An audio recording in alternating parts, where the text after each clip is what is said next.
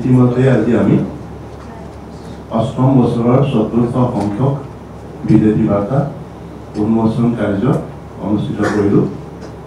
আমি সকলোৱে জানো আমাৰ বিজেপি বাৰ্তা প্ৰত্যেক মাহৰ ইংৰাজী প্ৰত্যেক মাহৰ 1 তাৰিখে আমাৰ উন্মোচন কৰা পৰম্পৰা আমাৰ চলি আহিছে। নিৰ্বাচনী ব্যস্ততাৰ মাজতো আমাৰ সম্বৰ্ধনা কমিটিৰ সকলো সদস্যই এই বিজেপি বাৰ্তা যুগুতাই উলিয়াইছে। আমাৰ জিতেন শৰ্মাদেৱে আগৰ পৰা বিজেপি বাৰ্তা চাই আহিছিলে, তেখেত এতিয়া চৰকাৰী কামত ব্যস্ত মানে চৰকাৰী দায়িত্ব হোৱাৰ বাবে এইবাৰ তেখেত সম্পাদক হিচাপে আমাৰ মাজত নাই, তেওঁ আমাৰ মাজত উপস্থিত আছে। মই তেখেতে বিজেপি বাৰ্তাৰ ক্ষেত্ৰত বিগত দিনত তেওঁৰ নেতৃত্বত সম্পাদনা কমিটিয়ে যিমানখিনি কাম কৰিলে সুকলমে সম্পন্ন কৰিলে মই তেখেতক অভিনন্দন জনাইছোঁ, ধন্যবাদ জনাইছোঁ আৰু কৃতজ্ঞতা জনাইছোঁ।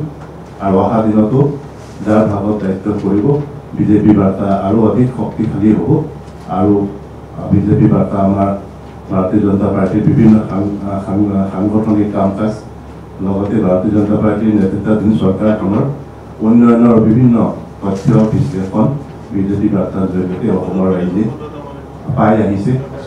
ইলেকশ্যনৰ সময়ত আমাৰ ৰাজনৈতিক দলৰ পৰম্পৰা হিচাপে বিভিন্ন ইলেকশ্যনৰ সময়ত আমাৰ কিছুমান লিটাৰেচাৰ বা তথ্য বিশ্লেষণ আমি কৰোঁ বা সেইবিলাক সংবাদ মাধ্যমৰ জৰিয়তে ৰাইজক জনোৱা হয়। কিন্তু বিজেপি বাৰ্তাই অহৰহ প্ৰত্যেক মাহে মাহে এই কামটো কৰি আহিছে। আজি আমি অসমত যি পৰিৱেশ দেখা পাইছোঁ, চাৰিওপিনে বিভিন্ন ৰাজনৈতিক দলৰ কৰ্মকৰ্তাই ভাৰতীয় জনতা পাৰ্টিত যোগদান কৰিছে। এই পৰিৱেশ ৰচনা কৰাৰ ক্ষেত্ৰতো মই ভাবোঁ অলপ হ'লেও বিজেপি বাৰ্তাৰ অৰিহণা আছে। আজিৰ সমাজখন তথ্য প্ৰযুক্তি আৰু বিজ্ঞানৰ ওপৰত প্ৰতিষ্ঠিত সমাজ। লাহে লাহে আৱেগ প্ৰলোভনৰ ৰাজনীতি, এই ধৰণৰ ৰাজনীতি সমাজৰ পৰা নাইকিয়া হ'ব ধৰিছে। গতিকে অহা দিনতো আমি ভাবোঁ তথ্য বিশ্লেষণ প্ৰত্যেকটো ছেক্টৰত ডাটা বেছ বিশ্লেষণৰ লিখনিবিলাকৰ সমাজত দিনে দিনে গুৰুত্ব বাঢ়ি আহিছে আৰু এই কাম বিজেপি বাৰ্তাই আগলৈ নিশ্চিতভাৱে কৰি যাব।